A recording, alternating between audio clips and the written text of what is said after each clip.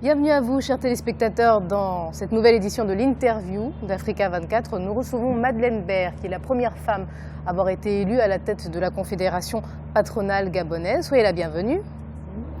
Nous allons parler de l'entrepreneuriat, du secteur privé au Gabon, à travers des questions. Elles sont posées sur cette table. Est-ce que vous pouvez lire la première à haute voix, s'il vous plaît? Merci. Quel état des lieux avez-vous fait du secteur privé gabonais à votre arrivée?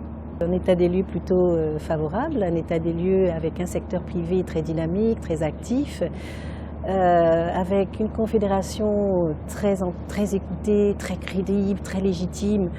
Et dès le début de mon mandat, on a été confronté à des problématiques très fortes puisqu'on a mis en œuvre toutes les discussions portant sur les réformes. Donc on a la réforme fiscale en cours, on a les réformes sociales avec la révision du Code du travail, mais dans toute sa profondeur, avec les sujets concernant la sécurité sociale.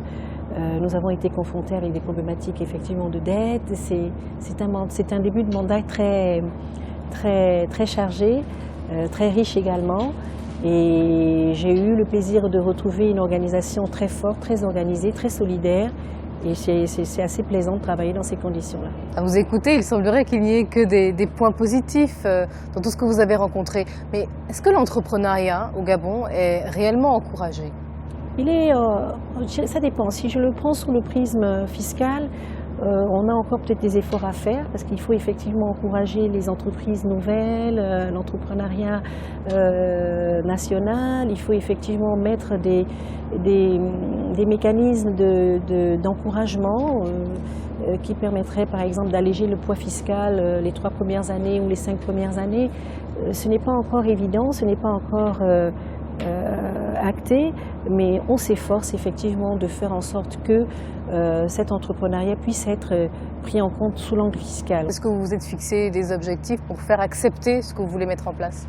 Il est certain qu'on réussira à notre plus grand souhait, c'est que la réforme fiscale puisse se faire sur l'année 2015. On avait entamé ce chantier en 2014, mais on a eu tellement de chantiers par ailleurs, parce qu'on a entamé parallèlement le chantier du Code du travail.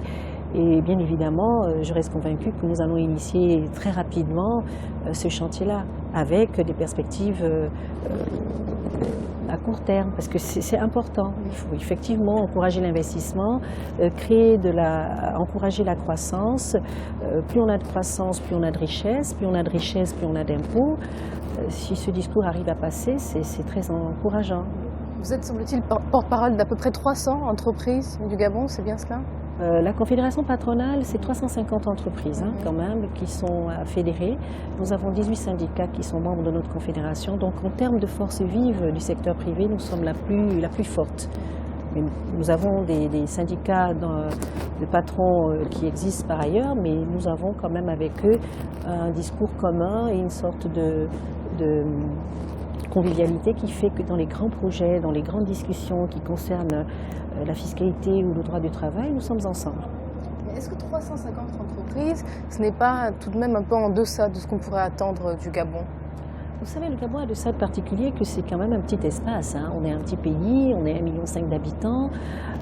C'est un pays où les entreprises arrivent à générer de gros revenus parce qu'effectivement, il y a une forte capacité de vente. C'est quand même un pays assez spécial. Mais je reste convaincue qu'à la fin de mon mandat, je reste convaincue que je pourrai atteindre les 500. Il ne faut quand même pas dire que tout le monde doit être entrepreneur. Pour être entrepreneur, il faut aussi avoir des employés, mais nous encourageons ça. En tout cas, dans le cahier des charges qui est le mien, j'ai intégré bien évidemment cette dynamique-là. Nous avons un pôle qu'on a créé qui est nouveau. C'est le pôle qui dynamise justement l'entreprise parce que je reste convaincue qu'il faut qu'on remette l'entreprise au cœur de nos discussions. C'est bien PME ou TPE, mais moi je réfute un peu ces clivages et je privilégie beaucoup plus l'entreprise en tant que telle. Qu'elle soit petite petites, moyennes ou grandes, comme je dis souvent à mes collègues, nous sommes des entreprises. C'est vrai, mais vu les difficultés auxquelles notamment les petites entreprises, les PME, les TPE sont confrontées, c'est peut-être pour ça qu'on essaie de classifier, parce qu'elles, malheureusement, très souvent, ce qu'elles demandent, ce sont des financements, ce sont des aides, mais elles ne peuvent pas garantir parfois les prêts. C'est pour ça que je dis qu'il faut éviter de se sous-évaluer. Si je suis un artisan, une petite entreprise, que j'ai un bon projet qui passe bien, eh bien je vais le défendre. Et puis, il faut aussi dire qu'on a un problème de formation des entrepreneurs. Ce n'est pas parce que j'ai un marché, ou ce n'est pas parce que j'ai de très belles idées, que je vais convaincre le banquier. Convaincre le banquier, c'est une offre technique, c'est une offre en capital humain, une expertise. Il faut mettre derrière tout ça ces atouts qui vont convaincre le banquier. Il va prendre un risque, mais il faut que ça soit viable. Donc il faut présenter son projet avec un business plan qui tient la route à 2 ou 3 à 5 ans, avec des perspectives de développement. Mais très souvent, les entrepreneurs viennent souvent juste avec le projet. Je viens avec le projet, j'ai un marché avec l'État, ce qui est souvent le cas, et je veux avoir un crédit. Mais non, il faut que tu puisses démontrer que, tu as les capacités techniques de faire, tu as les capacités humaines de faire, et donc il y a un effort du côté des entrepreneurs à se crédibiliser, mais il faut se donner aussi de la noblesse et puis se dire que je suis capable de faire et je vais convaincre. Je pense que les banques aussi, on doit les encourager. Elles doivent aussi faire l'effort d'être un peu plus à l'écoute et prendre un peu ce risque-là. Les grandes banques, parfois, estiment qu'il faut mobiliser les mêmes ressources pour traiter le dossier d'une PME que d'une grande entreprise. Et au final, cela rapporte moins à la banque de s'occuper de la petite entreprise TPE ou PME plutôt que de la grande entreprise. Et finalement, on les écarte doucement. C'est vrai qu'effectivement, il n'y a pas peut-être cette écoute particulière parce que les banques aujourd'hui, elles sont beaucoup plus dans la cible corporate, c'est-à-dire la grande entreprise qui a les grands moyens, etc. Il faut effectivement qu'elles fassent l'effort de s'adapter un peu à ce créneau-là. Et je dis également qu'il faut que de l'autre côté, les entreprises aussi se labellisent un peu. La quête suivante, s'il vous plaît, Madame Baird. Alors, candidate de la continuité. C'est ainsi que vous avez été présentée lorsque vous avez été élue. Est-ce qu'il faut rester véritablement au Gabon dans la continuité ou il faut aller dans la rupture si on veut vraiment faire évoluer le secteur privé ? Je pense que la continuité, c'est une très bonne chose. La rupture par rapport à quoi ? Par rapport à quoi ? J'arrive au sein d'une confédération qui est très organisée, très outillée, avec des collègues qui savent de quoi ils parlent. Moi, j'ai été quand même pendant longtemps la présidente de la commission juridique et fiscale. Donc j'ai accompagné tous les projets. Il était difficile de dire il y a rupture. Je ne dirais pas qu'il y a rupture, il y a peut-être adaptabilité avec le nouvel environnement qui s'impose à nous. Et puis, on s'adapte aux nouveaux enjeux. Parce que ce qu'on reproche parfois au Gabon, c'est le fait que le système politique ait une trop grande part dans justement le secteur privé, trop d'entreprises. Vous ne trouvez pas ? Non, je ne partage pas trop ce point de vue-là, parce que moi, ça fait 1 an que je suis à la Confédération patronale gabonaise. La plupart des discussions que j'ai avec les gouvernants, j'ai des interlocuteurs qui nous entendent, qui nous écoutent et qui prennent en compte ce que nous disons.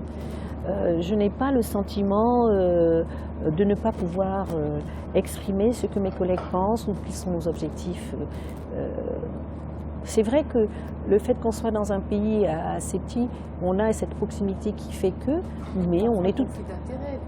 Non, pas forcément, je ne dirais pas ça. Je dirais qu'on a un véritable dialogue, on s'entend, on essaye de s'accorder sur des sujets sur lesquels on a des convergences. Et puis quand il y a des difficultés, on discute et je ne me sens pas du tout dépendante ou liée. Je suis très indépendante avec les collègues. Quand on dit quelque chose, on le dit. On essaie de trouver des solutions ensemble. Parce que de toute façon, comme je le dis souvent, l'économie, c'est 2 acteurs. Vous avez l'État qui fixe le cadre institutionnel et qui nous met les outils, et puis nous qui animons. Donc si on ne s'entend pas, ça ne pourrait pas marcher. La question de Joker qui va conclure cette interview. Vous avez une petite particularité. Il est coutume que le patron des patrons ou la patronne des patrons ait été ou soit chef d'entreprise. Il semblerait que ce ne soit pas votre cas. N'est-ce pas un paradoxe ? Alors, je voudrais vous poser la question. Et à ceux qui disent ça, je voudrais savoir ce qu'on entend par chef d'entreprise. Parce que je suis assez surprise d'avoir ça. Chef d'entreprise, c'est quoi? Personne qui crée une entreprise. Voilà.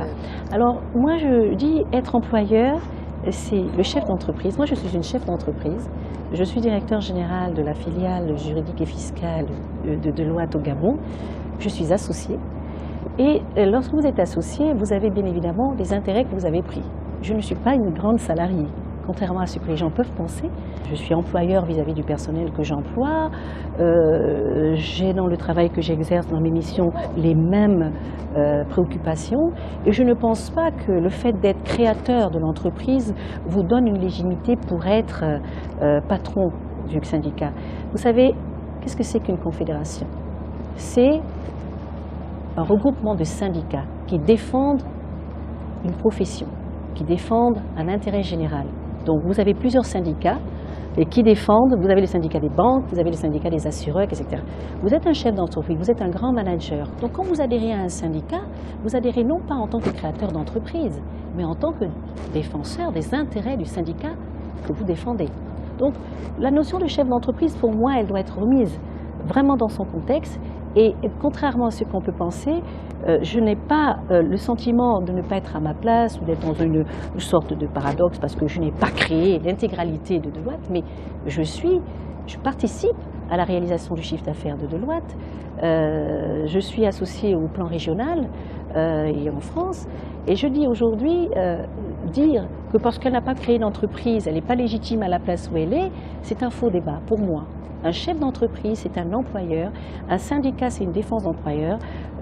Mais on peut tout aussi bien faire les choses en ayant le sentiment de se sentir employeur. Je réfute complètement cette et c'est vrai qu'en Afrique, on a souvent ce point en disant pour être effectivement patron des patrons, il faut être propriétaire de son entreprise pour l'être. Et je pense que c'est pas vrai. Ce sera le mot de la fin de la patronne des patrons du Gabon. Donc vous êtes la première femme, on le rappelle, élue à la tête de la Confédération patronale gabonaise. Madeleine Baird, merci d'avoir accepté de répondre à nos questions. Merci.